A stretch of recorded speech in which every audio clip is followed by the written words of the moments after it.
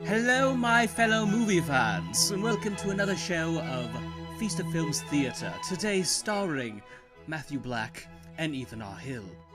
There, that's the intro. Oh, yeah. Classic. Classic.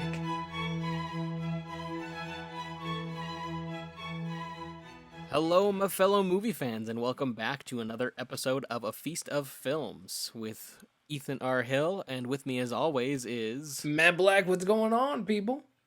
My We are fellow back. movie fans. People. People. Hey, they're What's people. up, you people? I mean, cats, like, dogs, and elephants. Whoever may be listening.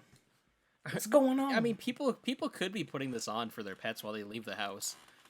we Hey, you know what? Worst case scenario, if that's all we're good for, that's okay. just entertaining hi, your pets. dog.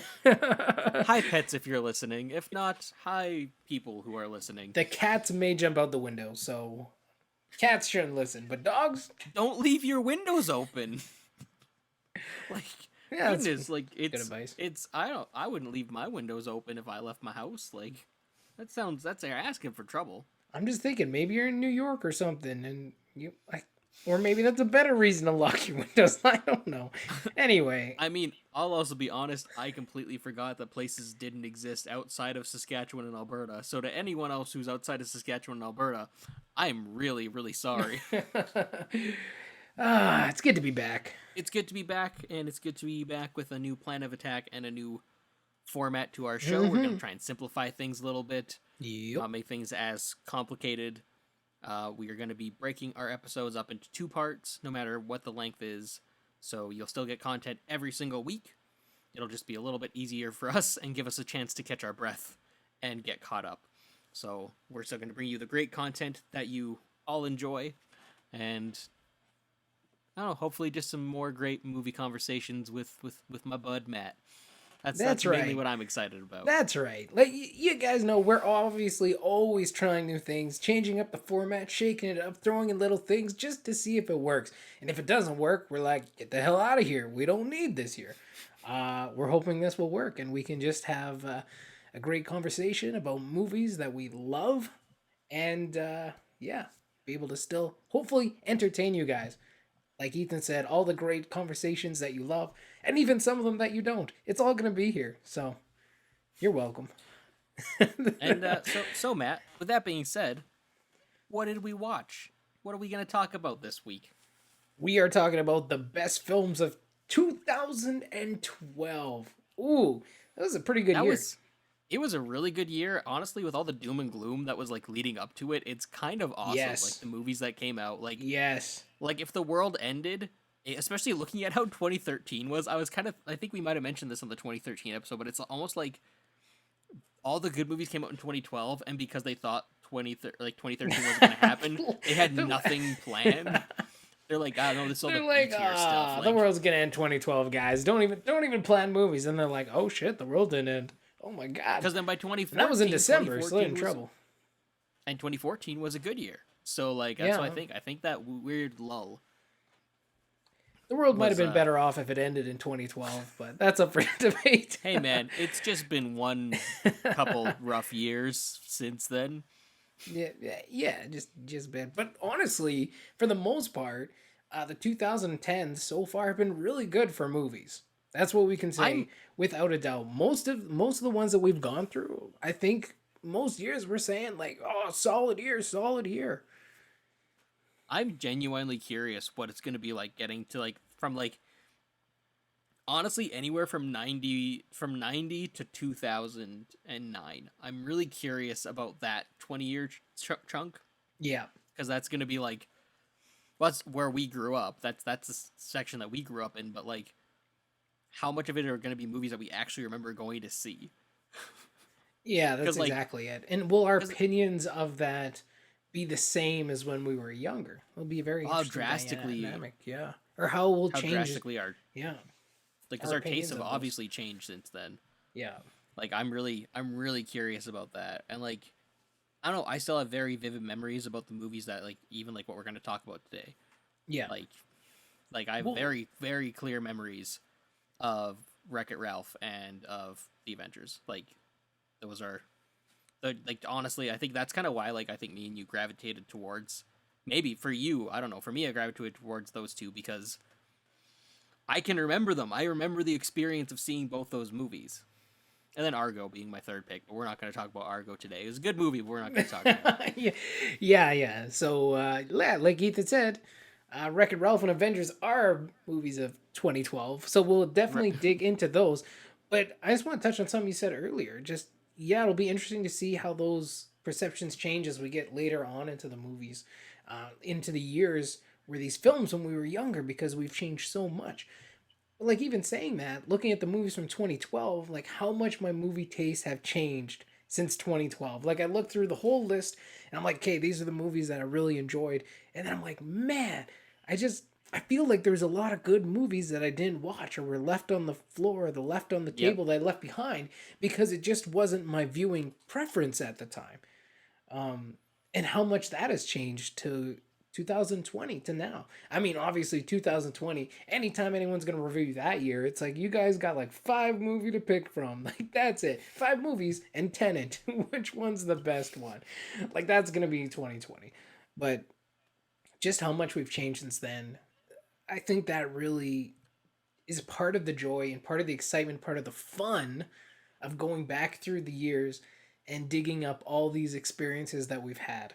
And not only do we get to relive some great moments and feel the joy and excitement again, we get to just see the differences between who we were then and who we are now as movie fans. And that's like the cherry on top of the cake right there.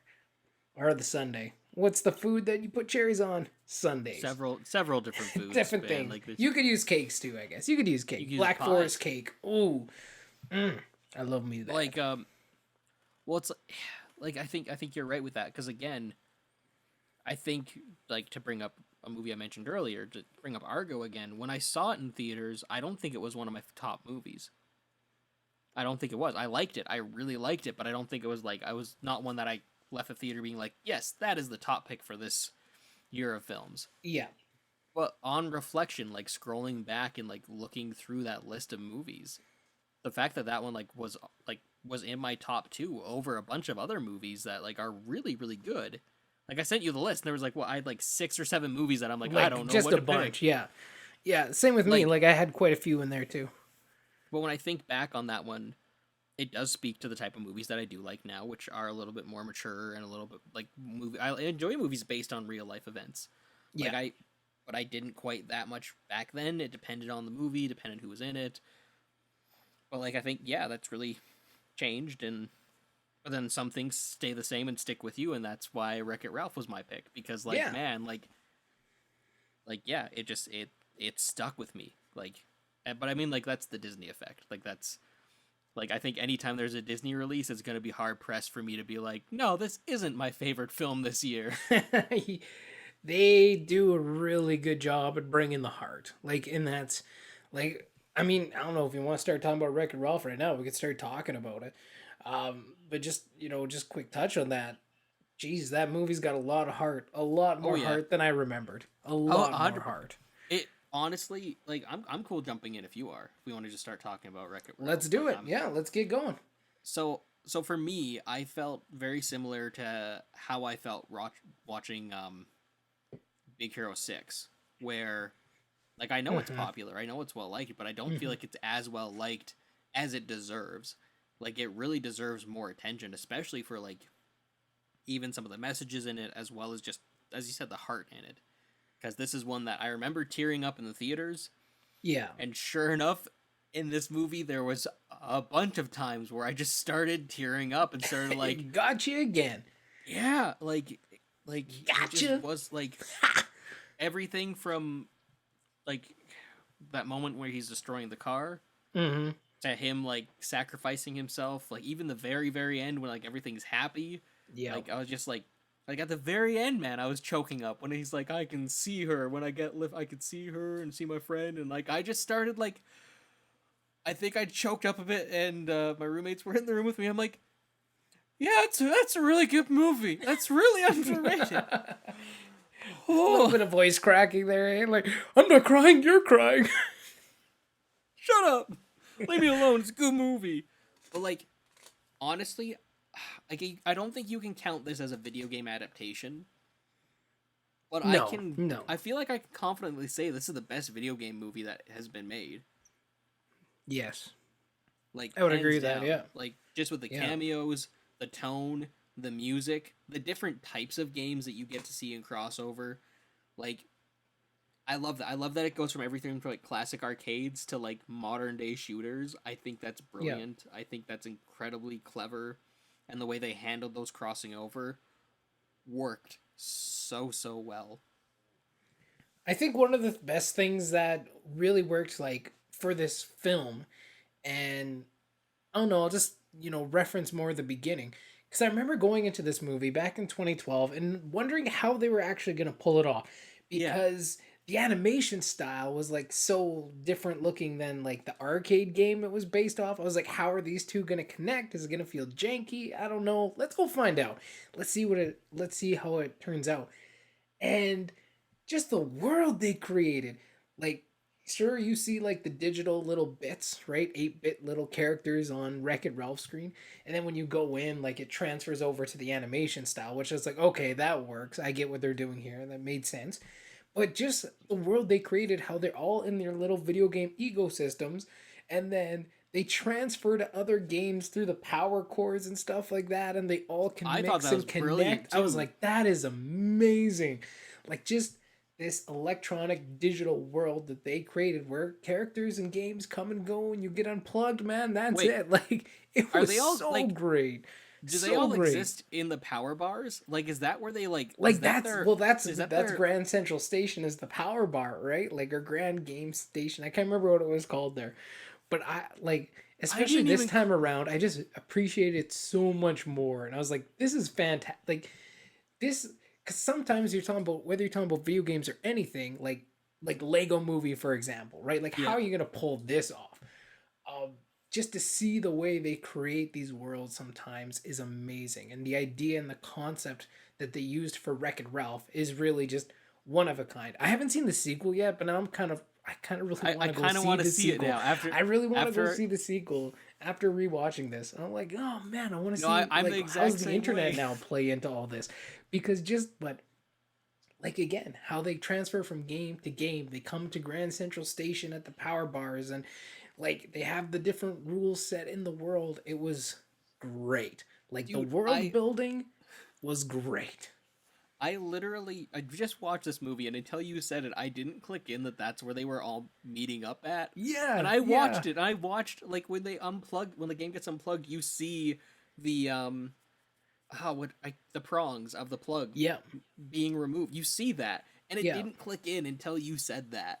And that's the beauty of this movie is there's things that until someone points out, you're not gonna necessarily notice. You're not necessarily gonna pick up on. Yeah. And that's a super layered, detailed movie. Like it's Well, man, and how ridiculous. they travel through the power cords. They got like a trolley system. I was like, this is amazing. Like this was such a great idea and how to incorporate and connect, because I feel like that would have been probably early on in its design and the concept of this film.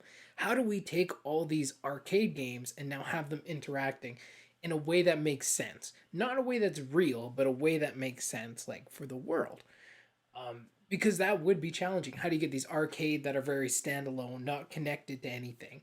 How do we get them to interact? Well, through the power cords. There's, they have their little tram system that go through the power cords, and everyone meets at the central station, man. And then if you go into someone else's game and you die, like you don't respond, like it was just the world building was great.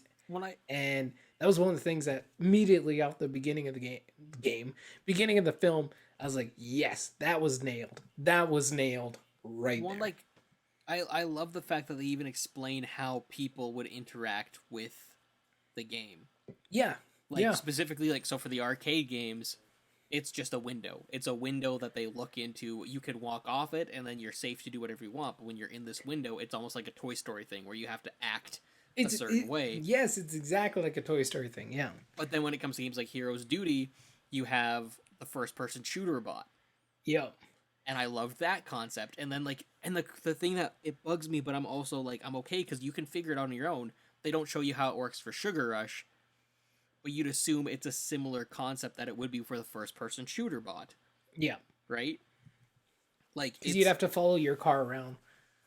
yeah, That's like, right. They didn't show that. Yeah. but I'm okay that they didn't because there were so many other more important things going around Yeah. in that game specifically that became inconsequential. Whereas for Ralph and for Duty, you needed to see that, Where right? the viewpoint was coming in. Yeah. Because at the end of the I day, agree. the drama came down for Ralph's game. The drama came down to him not being there and the game being broken. Yeah. And for in Hero's Duty, the drama came down to the fact of that the only way that he was going to get that medal or figure out where to go is if a person actually started playing that game. Otherwise, they're just on standby. Yeah. Whereas with Sugar Rush, they had a whole built-in universe in that game of who gets to choose or who gets to be picked as a racer Yeah. every single time by doing their own races. Like, and I love that. I love the fact that there's like built-in worlds inside each of these games. And like that's where again I'm curious about the sequel, and a part of me wishes I would have watched it before talking about the first one, but now I'm just excited to go and see that again, which is great because I don't know how I missed the sequel. I don't know what happened. I just think I was busy that year, but like Well, and the thing that's really piques my curiosity for the sequel is because obviously what they're going to do is take this concept that they have at the power chords and then like obviously add it to very like a much router. expand that, right? But how does the internet now connect into that? Like it's just going to be interesting to see. So the sequel is definitely on my list of things to watch now. I wasn't interested at all before. I am now. I Right? am Like now. Yeah, yeah, that's for sure. Yeah, and one of the other cool aspects that I thought was really fun about the world that they created was kind of like you said, like when there's no one playing, they're like on standby mode, or their worlds exist outside of the people playing them, right? So Ralph has to go back to his like dump, literal dump. His house, his stump is in a dump. Like that's where he lives. He gets to go back to there every night where the citizens and Fix It Felix get to like party and stuff like that. You feel bad for the guy. But the what fact they was went and put that detail in and create again like these ecosystems and these worlds that exist within the game and then how they all interact with each other was just it was really well thought out. Like it was really was well thought out.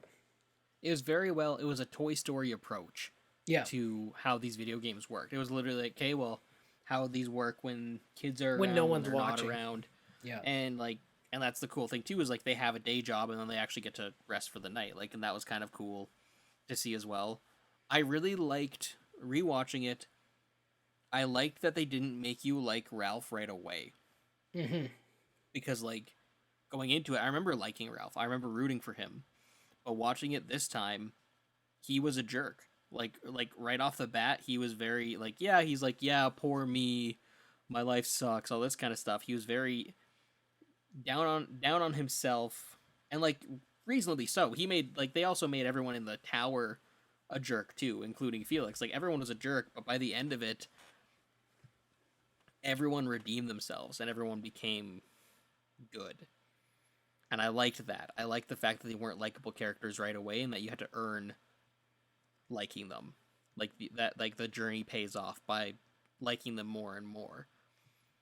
Because honestly, until you meet Vanellope, that's the only time that's when Ralph starts to shift and actually change.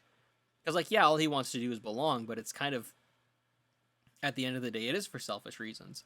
But Yeah. also at the end of the day, he is being treated like crap. That's true, yeah. So like, so you can His see motivations both. are understandable. Yeah. They're understandable, but again, how he reacts isn't like it isn't a hero. Like he doesn't react like a hero. He reacts like, no, my life isn't fair, and you really see that in the support group Yeah.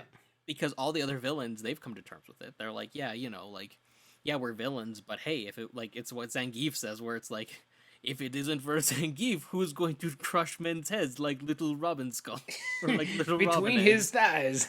Yeah. Yeah. Like that's exactly it. It's all those other villains kind of already had their moment of clarity where they're like, oh no, I understand, this is my role to play. Mm-hmm. And that's, it comes down to their mantra of like, I'm bad and that's okay. Like, And that's what is it? okay, more or less. I can't remember I the am whole thing. It was really good though.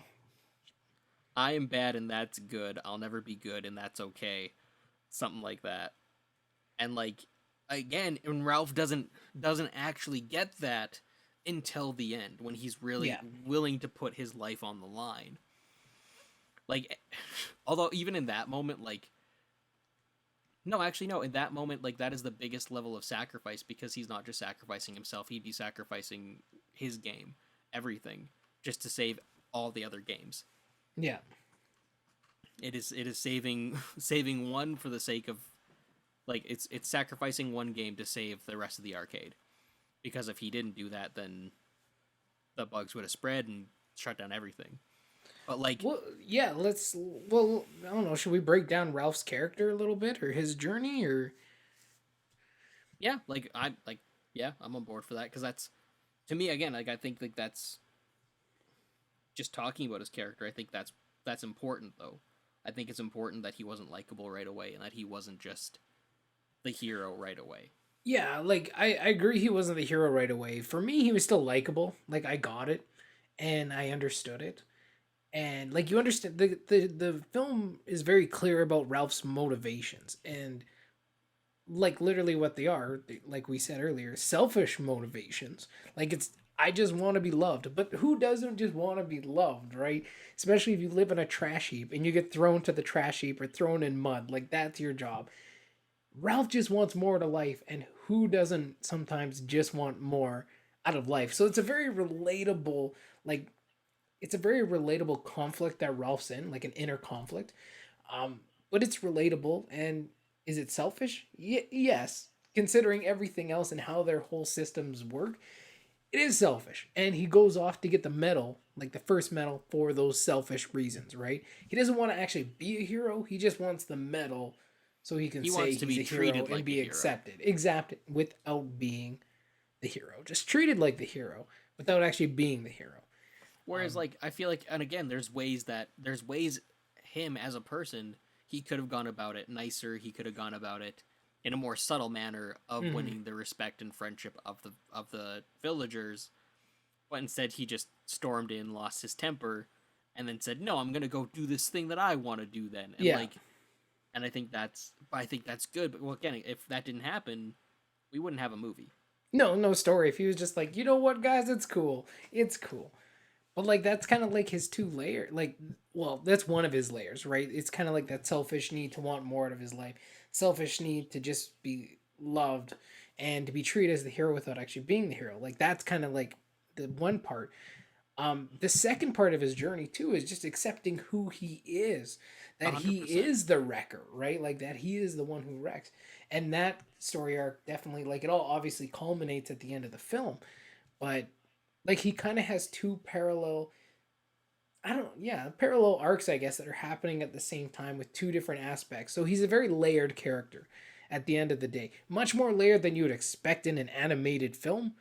Maybe not an animated film from Disney, but just an animated film in general. Well, like, sometimes the characters can be pretty thin, but he has various different layers and different wants, and all those are expressed and shown and brought to a conclusion in a very satisfying way through this film. well, it's interesting too, because he is technically, when you look at his character, that the character that Ralph has to play in the game and who he has to play, he's playing a bully. Yeah. The interesting thing about that too, though, is then behind the scenes we see the bully get bullied, Yeah. and that's kind of where, like, another layer that I liked, because it's the idea of, like, people just automatically assume he is bad because he is the bad guy in that game. In the game, yeah. And even the villagers who spend most of their time with him arguably think that he is bad. But he's just doing his job. He didn't, because he's Code, he didn't sign up for this job. He didn't volunteer for this job. He just is. Like, there was no choice made, right? Yeah. Also, I still, like, it's an obvious thing, and it's such as, like, it's a small, silly detail. I love that the name of the game is Fix It Felix, but then the movie is Wreck-It Ralph. I like that. Because, again, like, that, we know going in the movie's about Ralph, but then when you get into the movie, you realize that what he is about isn't about him. Yeah. It's a little thing, and it's a silly thing, but it makes my heart happy. It's details like that that make my heart happy when it comes to movies, because, like, holy crap. Oh, we were talking about this, too, and, like, since we're talking about character, I'll bring it up. They did a really good job of actually even bringing in likenesses of the actors into each character. Into the animated kind of characters, so. Because Wreck-It Ralph kind of looks like John C. Reilly. Vanellope kind of looks like Sarah Silverstein. I can't remember. Silverman, yeah. Sorry, Yeah. Silverstein's my favorite new band. So, as I'm wearing their hoodie, I see that. they're they're not a new band. They've been around for 20 years, but they're like my favorite band that I've discovered within the last 6 months. And they just make my heart happy. But yes, Sarah Silverman. I think I've been calling her Sarah Silverstein for like the last 2 days. So, whoops, my bad. If you ever hear this, which I doubt you will, I apologize. Sarah Silverman. I'm going to tag her on Twitter. This guy can't even get your name right. I can't get anyone's name right. Matt, whatever your name is. Joe. In my defense, you keep switching your last name on me, so it's... That's true, yeah. Yep. But they made Vanellope look like Sarah Silverman.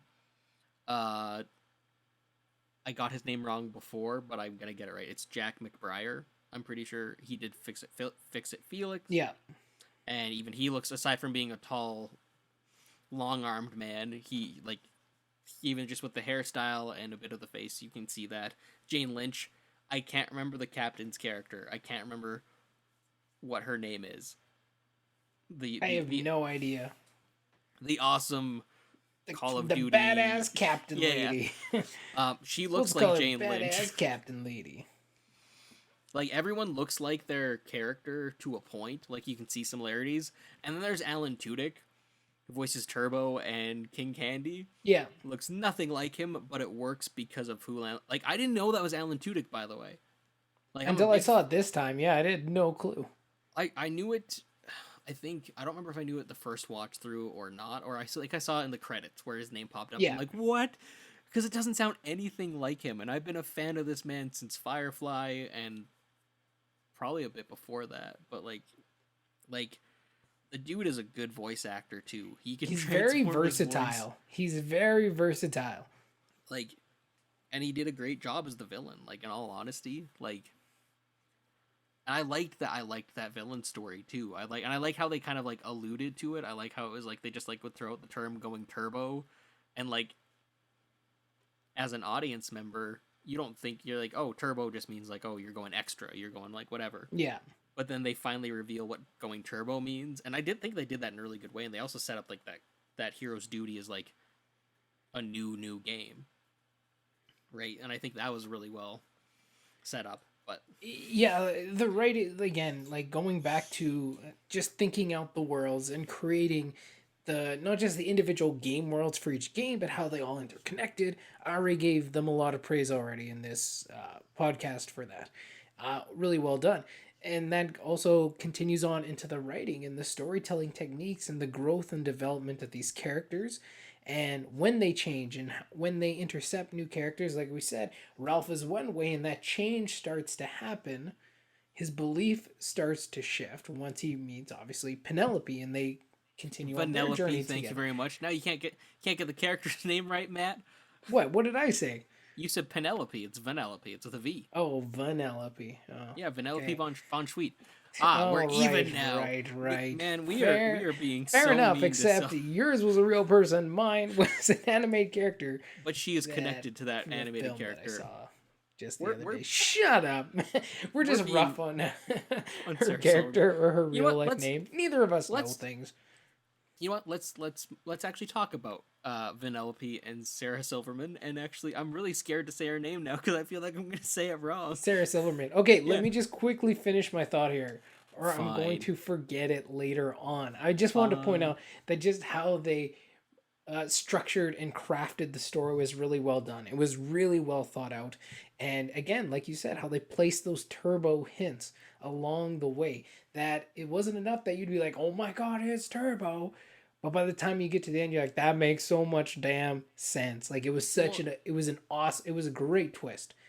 And and again, just even how they crafted all of it was really, really well thought out and really well done. even how they set up the reveal, it was rules of three. They Yeah, mention one guy asks him if he went turbo, and then Kubert mentions he went turbo, and then Felix is talking to Hero's duty lady because I still can't remember her gives you name. like the whole background of Turbo. Yeah, Yeah, and that's the thing is like they set it up twice, and then boom, there's the explanation, right?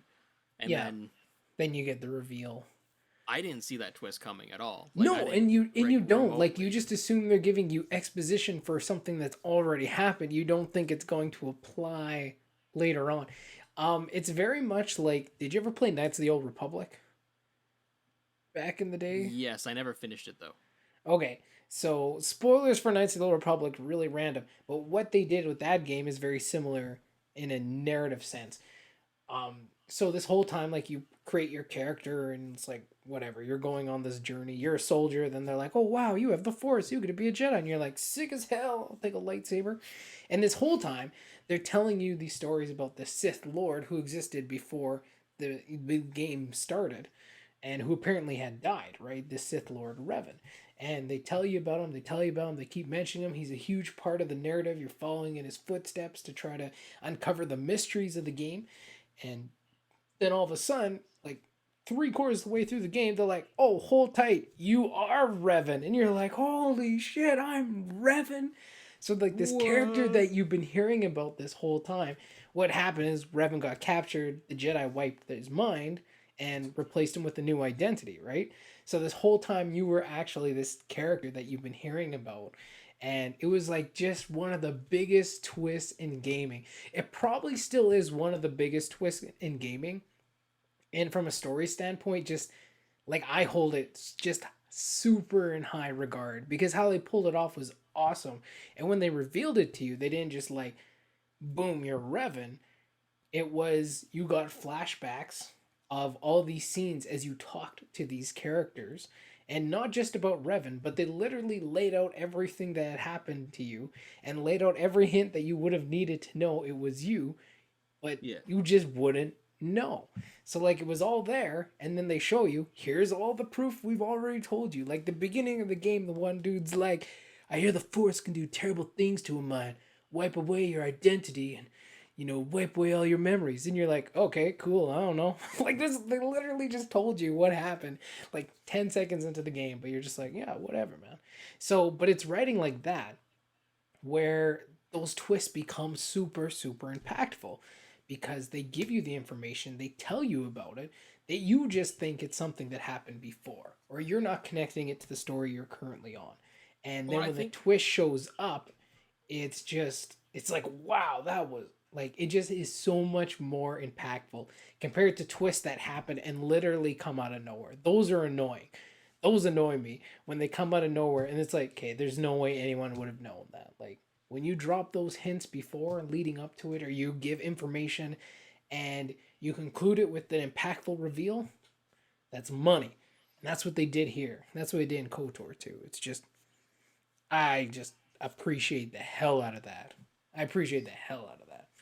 well, I think they were smart too because like for me at least, the first time I saw it, I immediately dismissed Turbo Yeah, yeah, because yeah, what they did, they were really smart about what they did. And they only showed him in two dimensions until the reveal. yeah, They only showed him as an 8-bit character. They didn't have a CG nice model where he shows up and it's like, "Oh, this is Turbo and look, he's in the real tangible thing." They yeah. separated him by like an era. They totally Visually as separated well. him Yeah. completely and like thinking about that, I think that's really smart because again, I just assumed he was just the lead with one of the Something other in the games. past. Yeah. Yeah, like he's that old. Like And that's what I loved also, about this twist, especially this time. I was like, man, they just totally had me thinking this was something in the past. They totally had me thinking this had nothing to apply to what was going to happen next in the story. And boom, there it was. And I was like, oh, you guys got me. I've seen this movie before, and you got me. I'm not saying they got me in 2012. They got me in 2012, but they also got me yesterday when I watched it. Like, Did you like, forget about? Did you forget about? The totally twist? forgot. I saw this movie in 2012 once, man. Once. Yeah. And I haven't seen it since then. So I totally forgot so much about this film. And especially the turbo part. So they got me a second time, man. They got me a second time. I don't know what to say, but it was great. I loved every Hey, moment but of it. I that's loved the being the idiot. They're like, you're but dumb. that's Like, what's oh, great about thanks. it, man. Oh, it just feels so good. Like, could you imagine though being like a gamer like in an arcade game and then suddenly just a character from another game just shows up? That would be Like, so I random. like, I love dude, that scene. Yeah. like they handled it really calmly in that scene. They're like, "Hey, is that Turbo?" And like, that's the last thing that I'd be like. I'd be like, "This game is possessed. Something's I'd going be like, on." oh, there's some weird shit going on here. We're out. But like, they're just like, "Hey, isn't this that character? What's he doing here?" And like, And that was I love, obviously before the time of crossovers. I love And the arcade games don't just get like updated like that, but yeah. I love the little like the little jabs they put too, where it's like when the kids start playing that racing game versus like the old one, where it's like, oh, the graphics are so great, and it's like, Yeah. I just got flashbacks to like literally, dude, GoldenEye. First time that I saw GoldenEye, I'm like, holy crap, these graphics are so good, and I think back to that, and I'm like, what was I thinking? Oh, dude, but every game is like that for its time, right? The graphics are amazing. You go back 10 years later, what in the actual shit is this?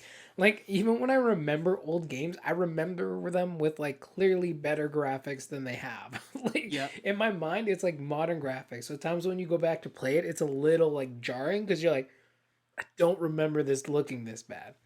Because at the like time, that was as close as we were to looking really freaking awesome, right? Now we've gone significantly closer as far as game graphics, but that applies for CGI too, right? That applies for so much CGI. Like sometimes it's like, oh my god, CGI is amazing. You go back and watch it, you're like, what the hell is this shit?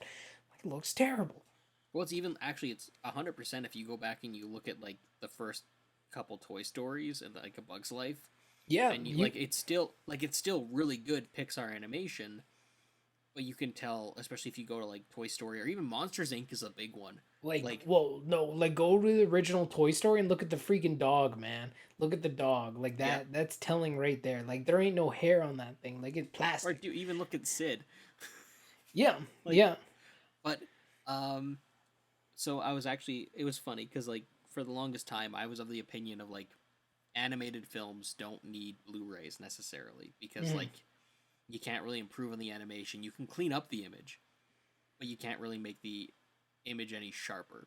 And for 2D animation, for like traditional hand drawn, I still agree with that to a point. I don't think you can really you can only restore it so much that eventually like 4Ks and stuff aren't really going to make much of a difference. Mhm. Or they're going to actually take away some of the magic because they're just going to remove any bit of grain, which isn't good.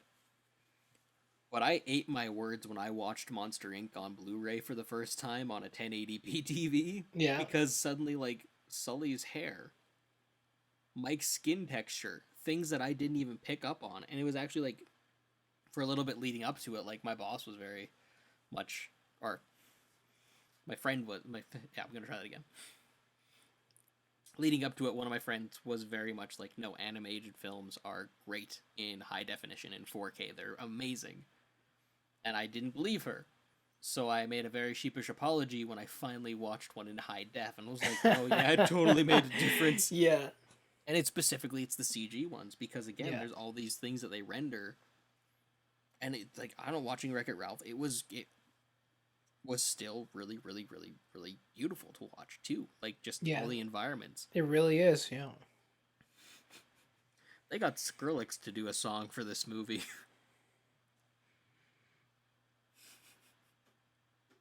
What song was that? The one that was during the hero's duty mission, that dubstep Oh, song. yeah, yeah, yeah, yeah, yeah, yeah, That was yeah, one. yeah. I think it was one specifically made for Wreck-It Ralph. I think it's called like Bug or something like that. Hmm. And I forgot about it until I was watching the movie, and then I suddenly just heard that familiar Skrillex sound, and I'm like, oh, right, Right. yeah. That was a thing. That was Right, a dubstep. thing. Dubstep was huge back in 2012. Just pumping, man. Pumping. Pump it up. No, that's a different song. What? Well, of That's course. Oh man. No, I just yeah. It was a great movie, and there was like what really surprised me again on this walkthrough or this rewatching was how much heart this film ultimately has at the end of the day. for every Like character. that was just yeah, that was just the biggest shocker. Other than forgetting about Turbo completely, the second biggest thing that I completely forgot about was how good this film makes you feel by the time you're done. Like Oh it's yeah, just such a feel good film. It is warm. Ralph learns, he grows, he learns his lesson. He goes from being, selfish and self-focused and not being able to accept himself to be able to fully accept who he is and then make those selfless sacrifices, right? And like that ending was just magic.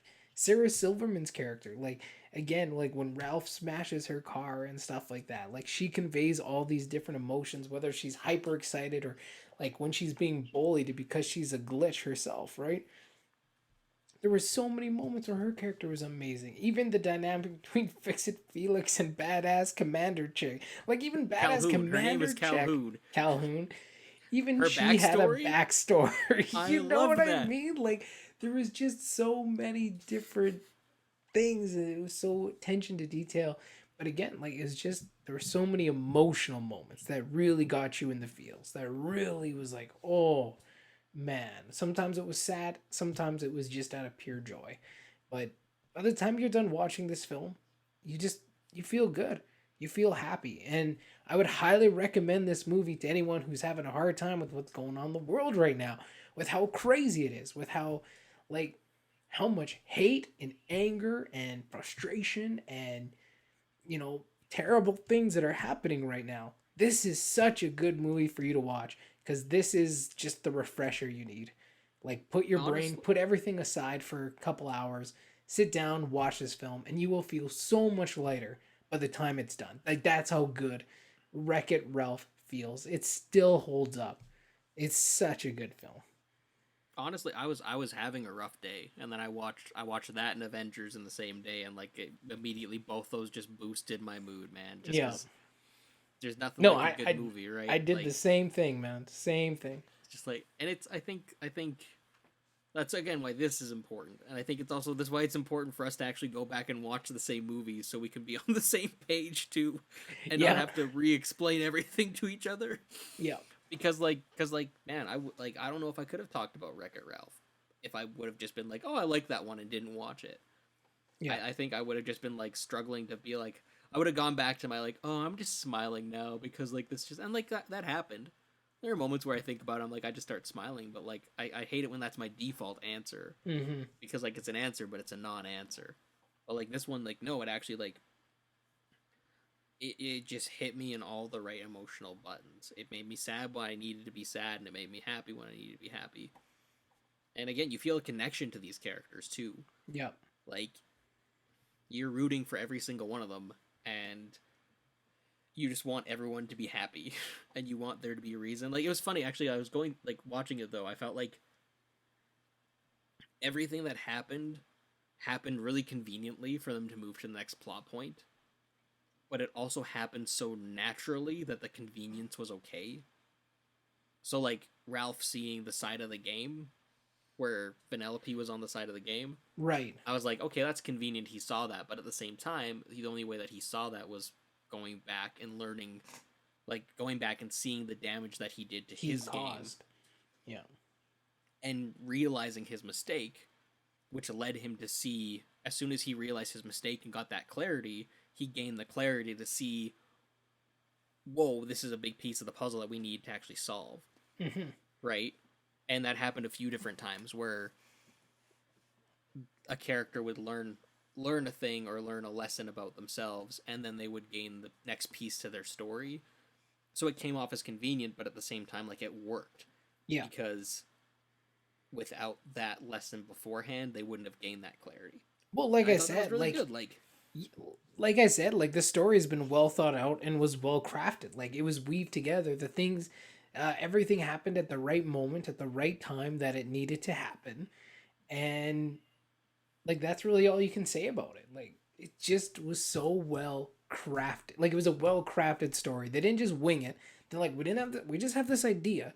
Let's just wing out something. Like, it was just really well thought out. You can tell there was a lot of time that was put into the writing and the designing of not just the worlds, but the story itself, and the character arcs that were all just great. I appreciate that greatly. And it had the effect that they wanted to have at the end of the day, right? Like, it was about love, it was about accepting yourself, it was about being selfless. Like, it was just, oh, felt so good, man. Felt so good. Like, it felt like a nice hot cup of like hot chocolate with marshmallows on after being outside in like -40 weather. Like, it was just amazing. Like, it was so It was good. cozy. Yeah, it was cozy. It was cozy, man. It was cozy. Like, oh no, I can't remember my question. I had a thought. I have several thoughts, but like, I had a thought. Crap. This was an important thought too. It was to do with the movie. We'll edit around this. It's fine. But to me, it's. Yeah, I completely lost my thought. What were you saying before? What were you saying It was cozy. before that? Just how well crafted the story was. Well thought out, well planned, well crafted. Created the effects they wanted to. Oh, yeah, I remember it. I remember it now. Okay. Honestly, I think one of the big strengths of this movie too was that any recognizable video game character was relegated to being a cameo or a very minuscule side part.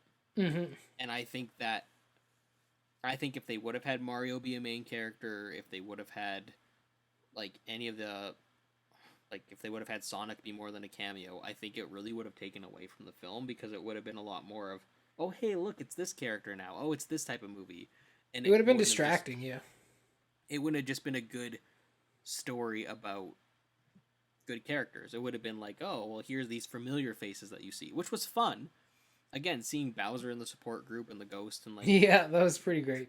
Trying to name which games people were in, that was a fun game to play, but it never took away from the story and was never the main focus. And I loved that, and I think that's important in storytelling. And I feel like that's, as weird as it's gonna sound, I feel like if they tried to make this movie today, I know it's only been 8 years, I think that it wouldn't have been that. I think it would have laid a lot more heavily handed into the meme of it all, you know? Yeah. And I think it would have taken away from the story. I think it would have taken away from that heart that we both feel was. Because actually that ties into my next point. One thing that did take away from me, and one of the negative things that I felt, was the music was a bit random at points. Like, Rihanna's Drive just didn't feel like it fit at that moment. Like, yeah, it didn't really bother me too much. I get what you're saying, but it didn't bother me too much. Like, and again, it was a very quick moment, so it was like it was there and then it was gone. It just seemed really out of place for the rest of the movie. And I'm just quickly looking to see when it came out. And first song, yeah, so that song came out in 2008. This movie came out in 2012. So there's like that song is 4 years old. So it's like, it was like borderline too new to be in a movie like that, but also too old to be in a movie like that. Because it wasn't like, this is a hit for now, and it wasn't like, hey, this is a hit that was like a classic. It was just a really weird, it was a weird song choice. In between. It worked for the moment, I suppose, but it felt weird. And it was the same thing with the end credit song, but like, it's an end credit song. It's always kind of, I don't know what the end credit song was. It probably was written for the movie, but tonally it didn't fit with the rest of the movie, I felt. But I mean, like, yeah, I don't remember what it was. I mean, a lot of the music, honestly, when I look back and think, even like, I watched it yesterday. So it's not like I watched it like last week or something. I do not remember the music. Like, even when you're like, that cat made music for this movie, I was like, where? I don't remember. Like, none of the music really stuck out to me. But I guess it didn't need to. Like, for me to really enjoy this film, the music wasn't grounding this film at the end of the day. Or Well, that's maybe, like, it was done so well that I just didn't notice it. I don't know. but that's my point with it, is like it's like all the other music, including Skrillex's song, fit in to the movie where it needed to be, and then to me, Rihanna's song stuck out like a sore thumb. Like, it was just in a weird place. Yeah. But again, it made sense for the context of the scene that they were doing. It makes sense, but it made too much sense, I guess. Sometimes you just don't want to put things like right on, like you don't want to just be like right on the nose.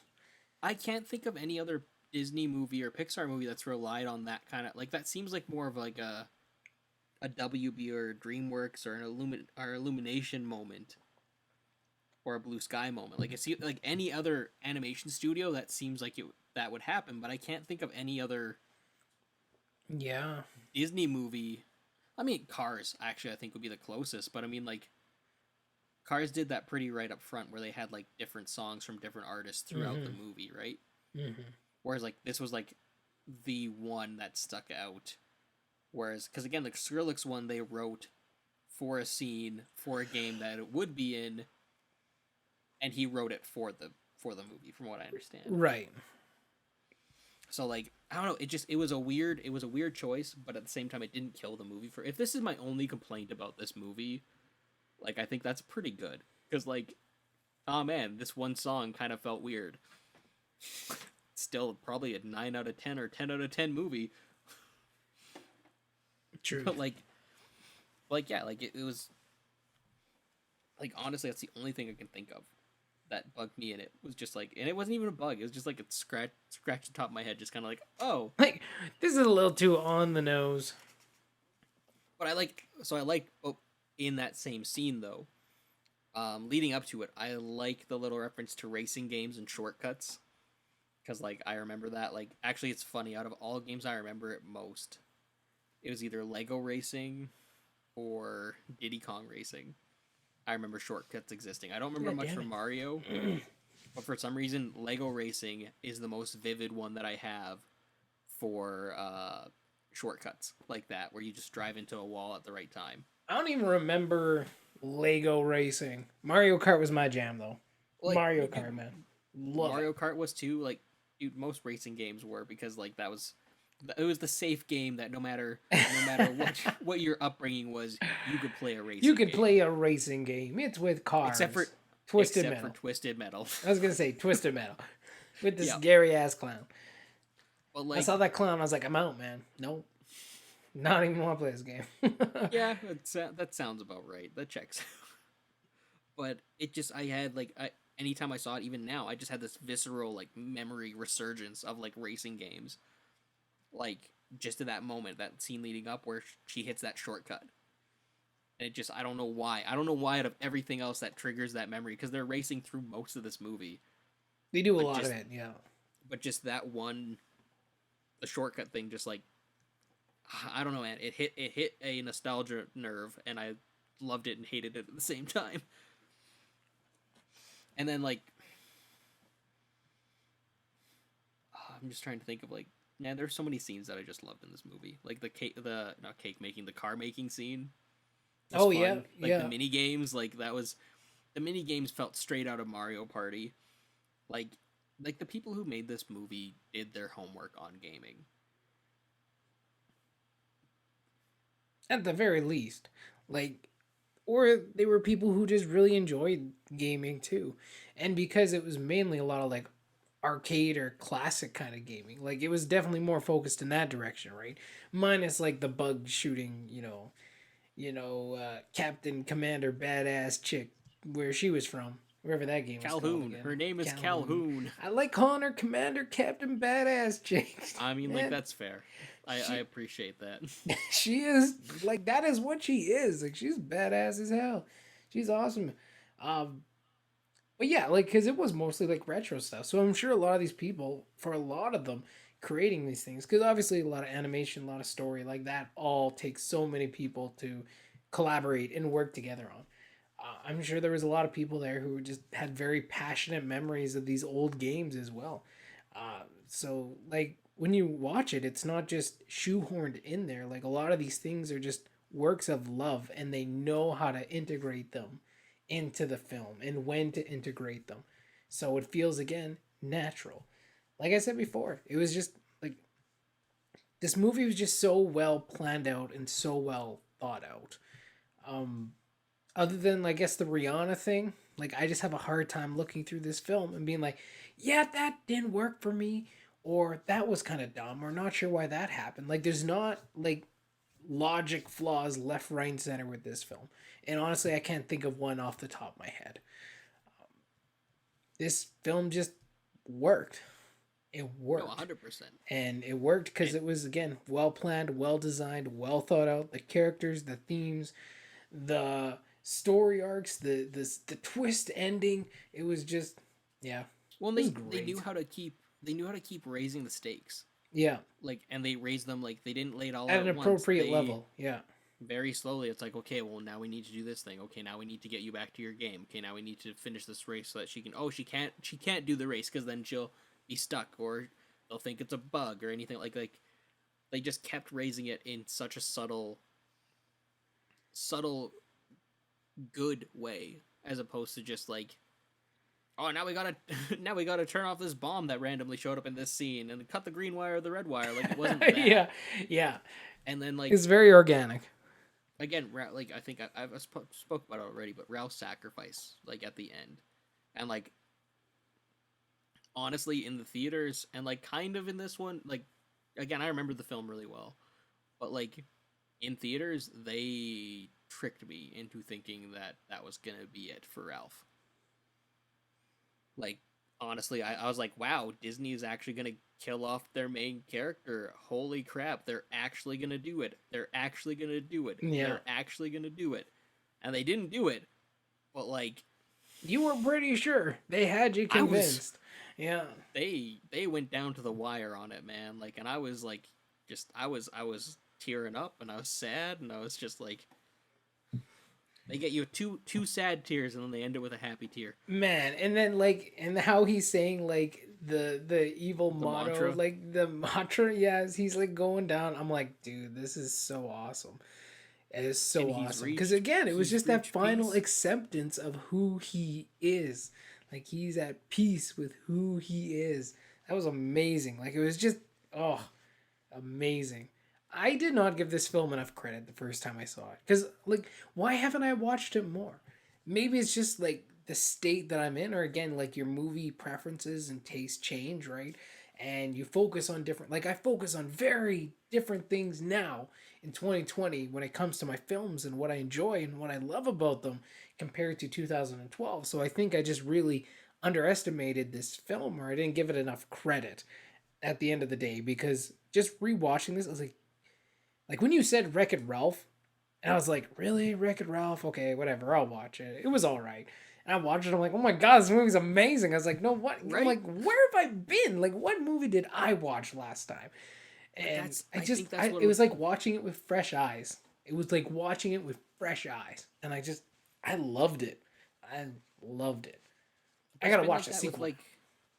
It's been like that with a lot of those older movies, though. Again, where it's like this movie doesn't get the praise that it deserves. Like, it really doesn't, because as you said, it's a dynamite movie. Dynamite gal. I loved. That was pretty great too. Yeah. You're one dynamite gal. Dynamite gal. Like, oh no, dude. oh, the characterizations in this film were just so the Nest performances. quicksand.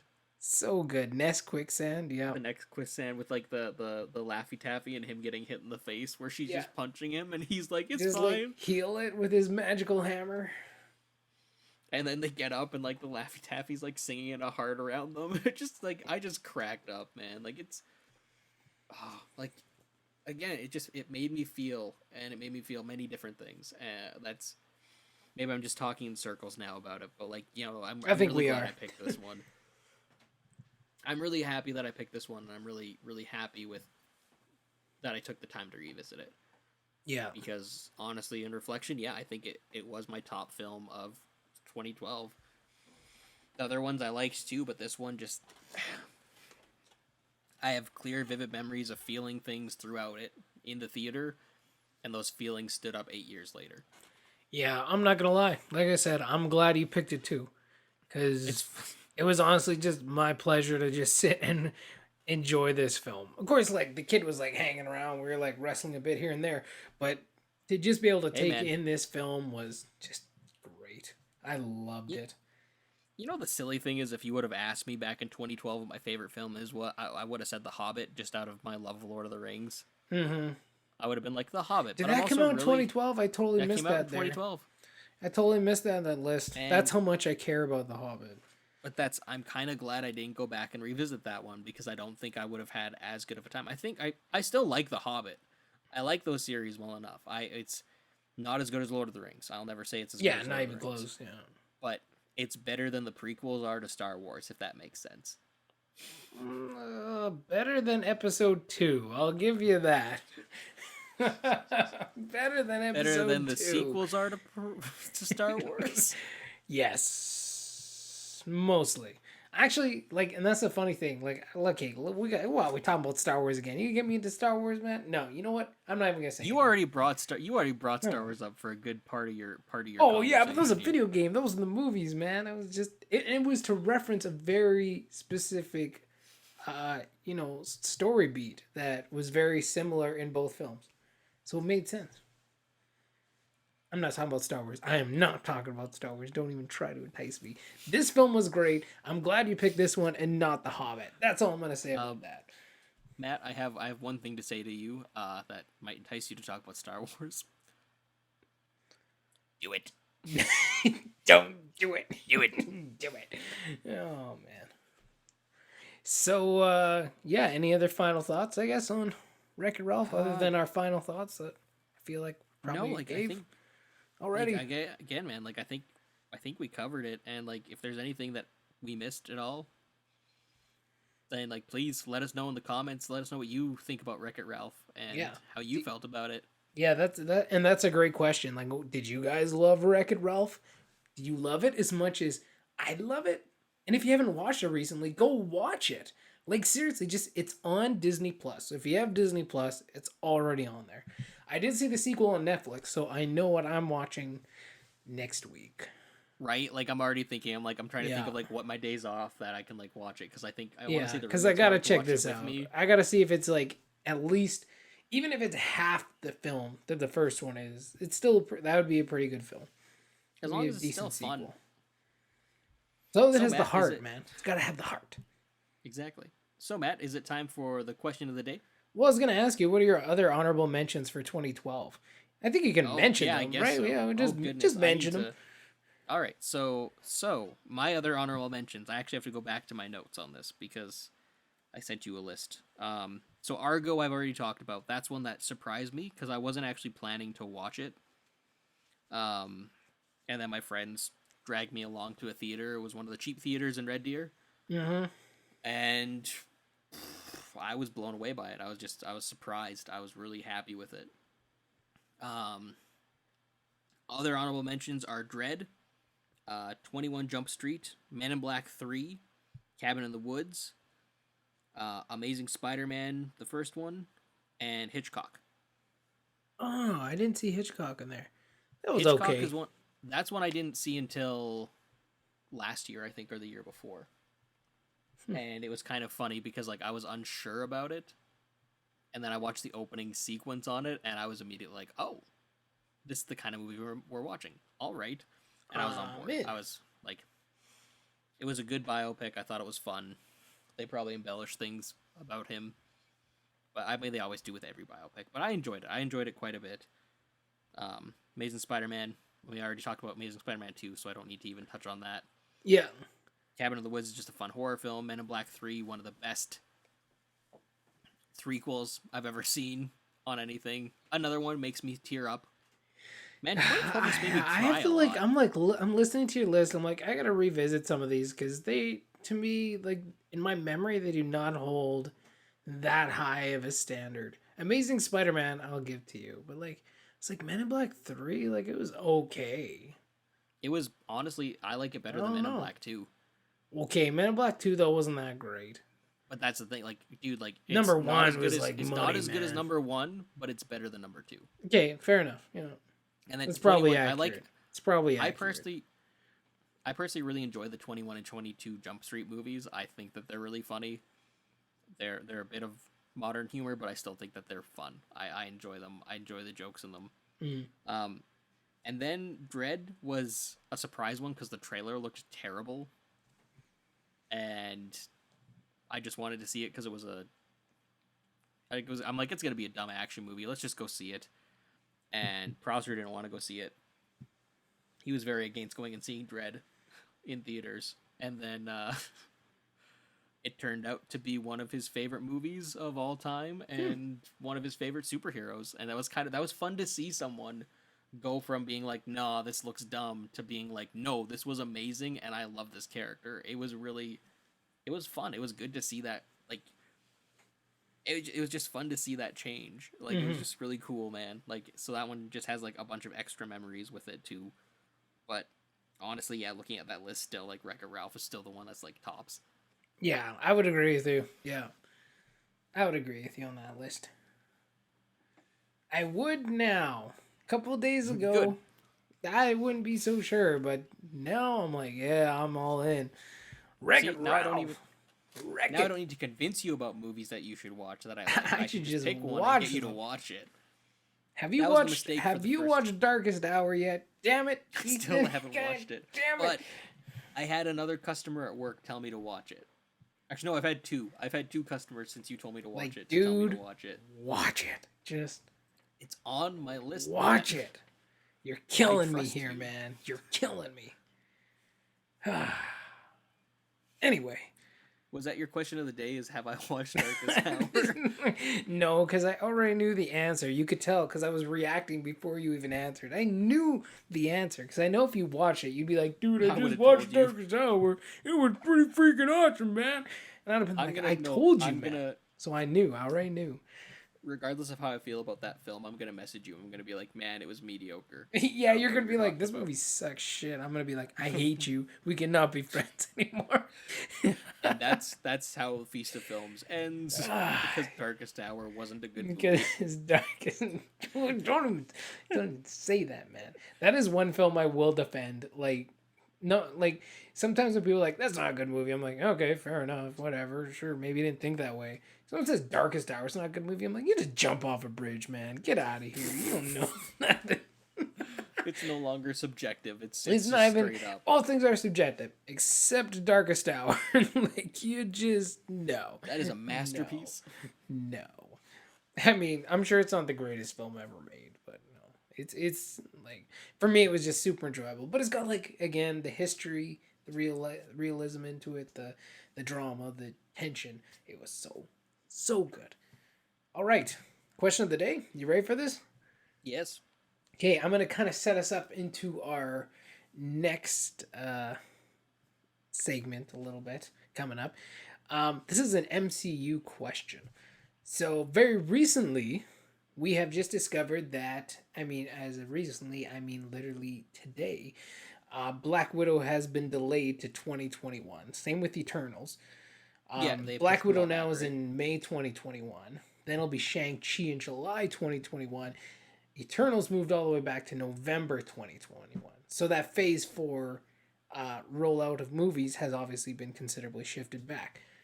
Which I'm fine with. Out of all those films, not those 3 that I mentioned, but kind of like what's coming up in phase 4, which one are you most excited to see, and which one are you a little bit more disappointed that it's now just that much further away?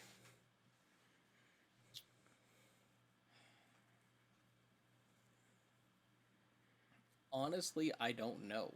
Like, that's the worst answer I could think of.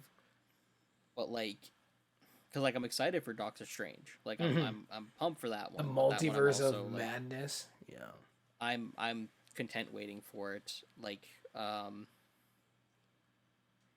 I'm not in saying the not meantime, content. Like, no, like I need to see it now, but like, which the- one's just slightly like like pings you a little bit. Like, oh, it's just a little further away now. Well, I'd like Black Widow to get her moment. Like I'm like she should have had her moment like 6 years ago. Yeah. So like I'm kind of like like it was one of those moments when I saw that where I was just like, okay, again, like I get it, but like come on. Eternals and Shang-Chi I'm excited about, but I'm not like need Well, it we right haven't now. seen anything Actually, like at all. We don't know anything. actually though. no, you know the Guardians one that or the Guardians is what I'm really upset about is going to be pushed back because Yeah. I know it's going to be pushed back. Because of course it is. Yeah. That's what I've been waiting for a very long time. But like in the meantime, we are going to still get WandaVision and Falcon and Winter Soldier. WandaVision this year, Falcon and Winter Soldier also 2021 now. So, like this is Possibly actually because early 2021. who knows? Like they just started resuming production, but like it's interesting because this is the first time since 2009 that there hasn't been an MCU film that'll be released. But like honestly, I'm okay with that because I think it's gonna actually do favors for the series because I think it's gonna take a break from that superhero fatigue that people might have been feeling. Well, I think everyone had like an And end game hangover, is what I've yeah, heard people like because like the end game that was the end of the culmination. Like we did it, guys, we did it, and then well, it's because like I even now think what? Like honestly, there's kind even of the slump there that comes naturally. Far From Home, which wasn't a bad movie, I think a lot of people weren't like raring to jump into that. Like I Yeah, think that one could have even waited for like if they would have pushed that back by 6 months, I think that would have been better as opposed to just going like right from Endgame into Far From Home. Like it was really so snappy. yeah, No pun I'd intended. agree with But that. like, Yeah. but at the end of the day, and like that's why this question is difficult. I'm okay with any film taking their time. I'm okay with waiting for movies because personally for me I'd rather wait and have a worthwhile good experience with that movie and Hmm. actually enjoy it than them rush it and give me something that isn't completely well thought out or that isn't going to be the best experience, right? Well, we know for the most, like we know when it comes to these films though, like they're getting pushed back because of COVID, right? They're getting pushed 100%. back with theaters and prices and how many people are actually coming out. Like that's obviously the main, um, that's obviously the main culprit here, and it makes sense. It makes sense. I think they made the right decision because like Tenet came out and people have been talking about Tenet all year because it was supposed to open just before everything, or just after everything had shut down, right? Yeah. And that's only like made 200 million at the box office, right? Like, and it's been out for a couple of weeks now. At least in America. I don't know exactly what like worldwide or if other theaters are open exactly that situation, or unless that is the maybe that is the worldwide number. I'm not sure, but obviously like these movies aren't going to be bringing in the numbers that they need right now because of the COVID situation. So it makes sense to push them back, delay them. Hopefully things kind of calm down and get sorted out before theaters open again and stuff like that. It's a really crazy time. But I figured And for that's you it'd where be I think Guardians at the end of the day because it's like yeah, we already got the that's the one delay that when they fired James Gunn, and then but now we'll get an even bigger delay on that as well. like maybe we'll be lucky and maybe it'll be one of the first things that happen when things open up again. Yeah, Who maybe knows? it'll boost forward. Yeah. So I don't know. I'm just at the end of the day, I'm cool with a bit of a break, for a bit of a breather from Marvel, Hmm. because like as much as I love Marvel, I'm it sometimes feels like it's too much at once, you know, like too much to digest kind of thing, too much Yeah. of a good thing. Because I'm content even if Marvel did a film a year, I'd be fine with that. I don't need like 3 films a year, I think so. but Like I would say like two probably. I think two is a good number. Like three one for the sometimes summer, one can for the winter. be yeah, like depends how spread out they are at the end of the day, right? Because a year is a long time. But it also depends when their competition is putting movies out too, right? Like we go from having like, early 2000s, like you had maybe one comic book movie a year or so and you're lucky. Now, you know, once everyone starts opening up again, it's like you got DC coming in hard now. You got Well, it's the funny because that's MCU. You have Sony coming in hard again. It's like, man, there's gonna be a lot of comic book movies coming out. Well, it's funny 'cause honestly, like right now, I'm actually more excited about the DC stuff that's coming out than I am the aside from the Snyder Cut, which I Hmm. just don't really. I'll watch it, but I'm not really too keen on it. But like, the Batman, I'm on board for Yeah. 100%. Black Adam, I'm super on board for. I didn't think I was going to be, and then The Rock talked to me for 6 minutes and changed my mind. You're just like Um, hell of a salesman. yep. Hell of a Uh, salesman. the Suicide Squad, I'm so on board Yeah, for, James man. Gunn's movie. Yeah. Like there's more DC that I'm excited for, but that's because I've seen more for DC. Well, I think DC too is like in a really good spot, just where they are like in their process of changing their DCU and growing it and like getting that momentum going. I think they're Although, in a better spot than the MCU right now, just in general. Because the again, we talked about once you hit the end game, like it kills all the story momentum because it all wraps up, right? Like it now you got is to find a way to the start it end. up again. And the whole thing kicked off with obviously Iron Man, but Avengers was the big one that pushed the MCU forward and like really repelled it, excelled it. I don't Propelled know, it. Yeah, repelled I it. know I what you're don't know, saying. whatever word I'm trying to say. I'm like excelled it, repelled it. I don't know. But that's when they first introduced Thanos, right? And you kind of got those ideas of the Infinity Stones, and then it became about where's the Infinity Stones throughout all the movies and stuff, and it was kind of like a collect, like it was really smart the way they did it, because you had to collect all the stones, and once you collected the stones, Thanos showed up. You know what I mean? Like it was just really great how they crafted that. But of course, once you get to the end, now they have lost all story momentum because now they have to start a new story and a new build up. So yeah, I think the advantage definitely is towards the competition, especially DC right now. They're in a much better spot, Well, and again, I momentum think wise. honestly, if this wasn't the first Black Widow film, I think if this was gonna be like if Black Widow would have had her own little trilogy or even like another film and then this one, Yeah, I think there would be more disappointment or more like about it because I like number one, she is a character who's she's deserved her own movie for a while, yeah. and the fact that she's just getting one now is to me a tragedy. Like that's Like not after the character's dead, it's like you get a prequel movie. and Cool, like I man. hope it's good. I really hope it's good. It looks pretty good. Like the trailers have me like at least entertained. But it Um, frustrates me because even if it's good, we're probably not getting another one. that's And I true, think unless they that's go with like a dumb. different actress or something. But not with Scarlett Johansson though. Mm-hmm. It won't be Scarlett Johansson. For me, I would just I'm a, again, I think delaying is the right call. Agreed, 100%. But for me, it's not like because now like it's not just those three movies that get pushed back or move around. Like the whole slate obviously does, right? Everything that was in 2021 is now 2022. Everything that was in 2022 now 2023, and so on. Like for me, it's like Thor: Love and Thunder, man. I just want to get back to Thor. Oh, Like I want to get back to I forgot Thor about and that. Taika Waititi. Like that was supposed to be. I think it was either early 2022 originally or end of 2021. I can't remember when Love and Thunder was supposed to come out.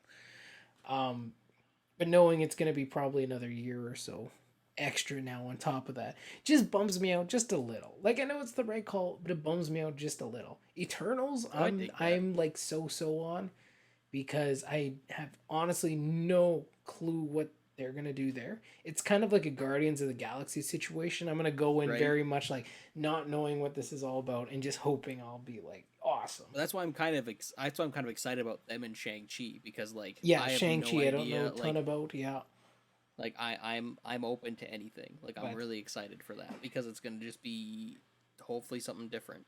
well, So yeah. But yeah, I'm like to get back to Taika Waititi's Thor. I can't get back there fast enough. So that one I am a little disappointed about. But when I honestly forgot about Thor in the lineup. yeah, I yeah. feel bad. Well, he was closer to the end anyway. But a Phase 4 that they announced, and obviously there's a Yeah. Captain Marvel 2 and a Black Panther 2 that'll be coming, and Blade Well, is Black coming. Panther too. They'll be looking at figuring that out. which is a whole Well, different yeah. thing. So it buys them a little time for that film, I guess, because that's gonna be a whole. Wow, R.I.P. Chadwick Boseman. R.I.P. Man, what a loss. Did we even talk about that? No. We talked about it in messages. We didn't talk about it on the show or anything. Yeah, definitely a The tragedy. fact again, man, the fact that he was Black Panther in the middle of fighting cancer is amazing.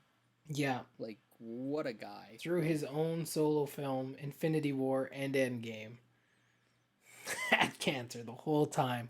That's Just crazy. wrecked it, man. He was just so good. Like, Well, and no one knew. Like, so he wasn't just like good on camera. He was good on set. Like, he did his thing. Like, nobody knew he had cancer. It was just a surprise to everyone. And that just shows just kind of like, the stand up type of person he was. Damn. Damn.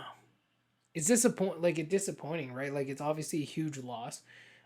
Obviously, he became a very big cultural icon in his own right. He played a lot of cultural icons, right, for the African he did. American community. He played a lot. Like, he had a career that a lot of actors would be like, man, dream of having that type of career, dream of being able to play even one of those characters. And he played like how many of them?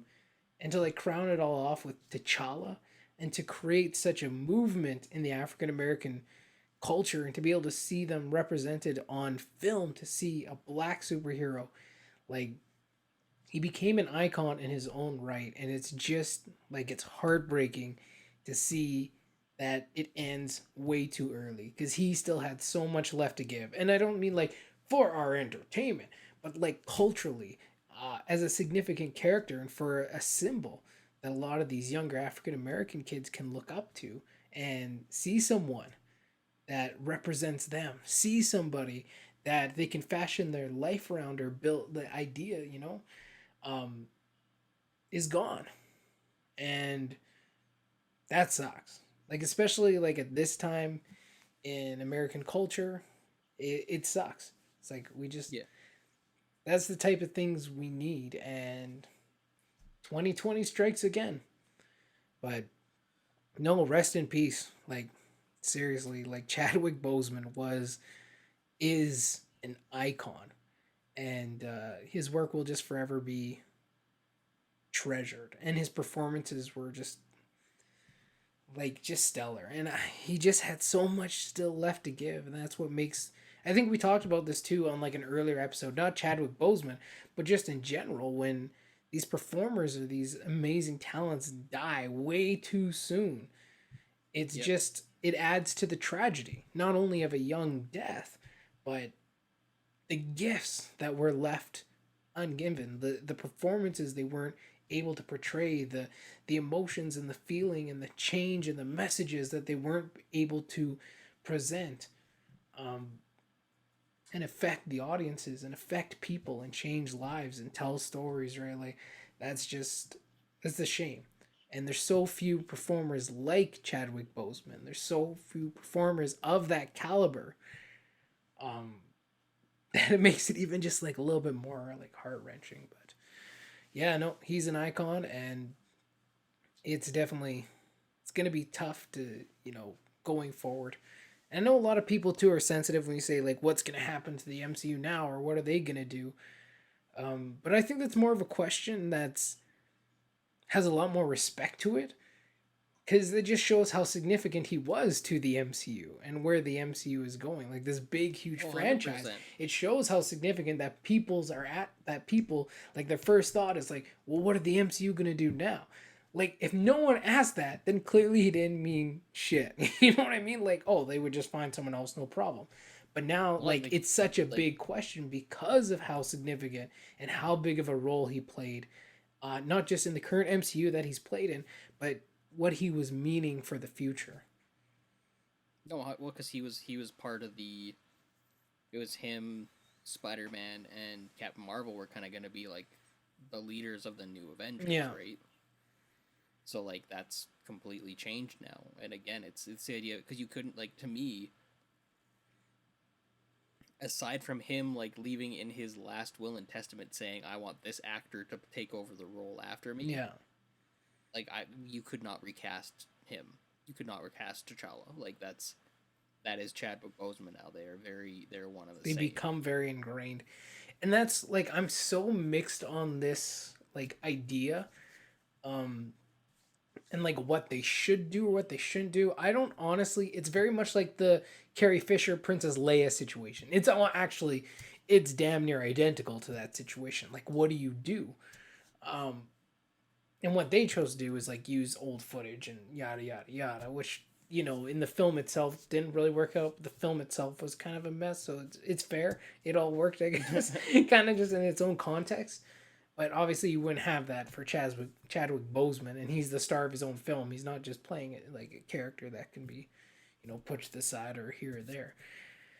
I battle with this because on one hand, it's like, do you take the legacy and that Chadwick Boseman put into that character of T'Challa, and now say because Chadwick Boseman has passed, now this character that's become iconic to kids, to children, to these young African American kids who are looking at this as a role model or as someone that inspires them, to now take that character and be like, now you're pushed off to the side or you no longer a part of this.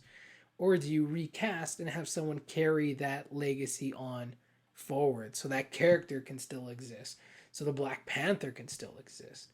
Or Well, that's where I think do you completely like write out the character and bring in a new Black Panther of one form or another? That's not necessarily T'Challa. It wouldn't necessarily hold the same cultural significance, whether it is his sister Shuri or somebody else. I don't know. I think you could do a legacy character. I think you could pass on the torch because again, it's the idea similarly to um Spider-Man where anybody can be Black Panther. Mm-hmm. And I don't know if I'd go as far as like casting like just making Shuri into Black Panther. I know she has in the comics, and I think I don't that's think cool that and all. Shuri in But the MCU is ready, like narratively at that place yet. But that's just one, my I own think I opinion. think it would be almost interesting if again you found a character to be Black Panther who wasn't necessarily from royalty, because that again it lends itself to that narrative that hey, any kid who's like, because that's one thing with Spider-Man and Peter Parker. At the end of the day, Peter and Miles and anyone who's been Spider-Man is just a regular guy at the end of the day. Mm-hmm. So anybody could be Spider-Man. Black Panther still has that. Well, not anybody can be it. You have to be royalty in order to be Black Panther. Yeah. And I think this could be a good opportunity to slightly change that narrative away from being necessarily the chosen one to being like, you I don't don't have know. to be from this lineage. But I, again, ge- I get yeah, I get what you're saying. I get what you're saying. Like I just feel like T'Challa and the Black Panther are so like intertwined and connected together. Like who they are, who they represent. Um, especially now, like especially in the MCU, right? Like comics is different, right? Comics can come and go, but just what they've put together and created in the MCU, it feels like those two are so closely connected. Um, but that's so why I again, think that yeah, you would need I to. don't know the answer. But that's why I think you would need to introduce a new character. I Well, do you do honor to T'Challa though, like the character of T'Challa, by just being like, oh yeah, man, he died off screen sometime? Like, I don't know if you that's the that's the right thing way is to honor that either, though. it it has to be handled correctly, and that's like I know It it's a does, yeah. non-answer, but like that's the best answer I have. Is it has to be Well, it handled has to right. be it has to be handled like sensitively. It has to be handled with care, um, or with for sure the right motivations behind it. Whoever Kevin Feige probably ultimately having to make that decision, Well, I think along with Ryan the Coogler's director coming and back stuff. too, and Yeah, yeah, but I don't I like like as long as they have, yeah. I trust Marvel at the end of the day. Maybe that's a dangerous thing to say, but I trust them because I don't think that they're gonna go out of their way to disrespect like again a guy who changed the world. Like he made a pretty massive impact. Well, he just he opened the doors for more characters and more cultures to be introduced and put on the big screen, right? Like the actor who's Canadian, by the way, I can't remember what his name is, but he is on Kim's Convenience. He's the son. He's great. He's playing Shang-Chi. And his post was like, I'm writing on the coattails of your career. Without T'Challa, without Black Panther, without what you created, there would be no Shang-Chi, right? Like, so no, he's not just opening the doors for like more African American cultures and to come on screen and to be part and to be shown, but cultures around the world. Because we voted with our wallets and we said we want to see more than just stories about the same old white dudes at the end of the day. Exactly. And there's nothing wrong with stories about same old white dudes, but like it's okay to mix it up. We don't have to be exclusively showing stories about white dudes. Like that's again, what we're saying. The problem with that though is again they're showing it's the same old white dudes. It's even like this is a total side thing that's mildly unrelated, but like one of the most interesting things to happen in Batman to comics in the last 10 to 15 years when Batman disappeared and Dick Grayson became Batman. Yeah. Because that completely changed the character. It's a new character. He wasn't Bruce Wayne being Batman. He was Dick Grayson being Batman. Yeah. And it was good. It was a really good run. It was fun. It was different. It was new. And they returned to status quo. And the problem with a lot of these big studios and a lot of these big companies is they don't like breaking out of that. They wouldn't break away to a different white guy playing Batman. They're like, nope, we got to stick with Bruce Wayne. And they brought him back. But then to have Chadwick Boseman and Black Panther change that for Marvel. Yeah. To do that, to open the doors for others, is huge. Again, he did something that no one else has been able to do in comics. Yeah. Like that's... And again, who's playing Captain America right now? Yes, he's still the Falcon, but we know he's really Captain America. Well, yeah, exactly, right? Like he's taken up at least somewhat of the mantle to a certain degree. But good. Yeah. I think good. Like that's... No, and I think, I can't remember if we talked about this before. Like I can never remember what we talk about here on the show or what we talk about like before in our conversations or before the show or whatever. But just in general, like the more cultures, the more stories, the more backgrounds, the more the more diversity of people you have coming in telling stories, at the end of the day you're just gaining more richer and better told and deeper stories, right? Like you're that affect a huge array of people. Like we're not just telling stories for one type of person anymore. We're expanding and we have all these stories that are going to impact significantly so many more people. There was a video I was watching on YouTube. I was just watching this guy react to Spider-Man Miles Morales. Like they just had a trailer for that game come out not too long ago. And there's like a Puerto Rican flag like hanging somewhere, and this guy just like lost it. Like he's like, there's a Puerto Rican flag on a AAA video game. Like obviously he's like, South American, but like that just shows you how much impact even just a little representation has. Like for so many of these people, they never see themselves in video 100%. games. They never see, other than like if they have to create themselves on like Mass Effect or something, like you have a character creator, then you can make your brothers all you want. But there's just, when the more representation comes, the more effect that we're going to have on people, the more lives we can change, the more stories we can tell, and the richer our community, the richer film industry becomes. And not like financially, but just in terms of stories, well, hopefully right? financially. But... Financially too. It's always good to have some money kicking around, but I mean, but 100%, man. yeah, it's but I mean, it's just it's only going to be good. That's all I'm saying. Well, again, getting away from forcing it and actually having it mean something, and actually like not just being there because they're checking off boxes, but being there because they actually should be there. Exactly. And I think that's again what Black Panther did. Yeah. 100% agree.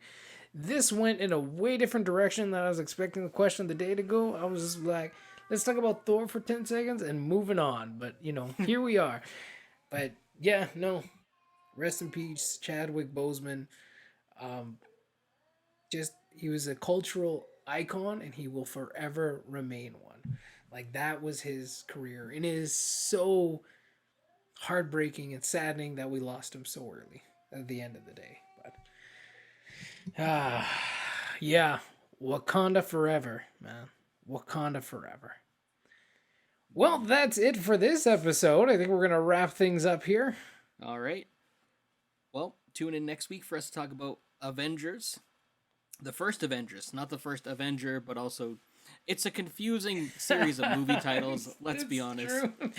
We're talking about Marvel's Avengers 2012, how much we both enjoyed it. It was Matt's top pick, and we'll get more into that next week. I'm Ethan R. Hill, and with me, as always, is Matt Black. And we'll see you next week. Bye-bye. So long. Toodaloo. And I got nothing to end after that, so we'll end on Toodaloo. Ooh, there we go.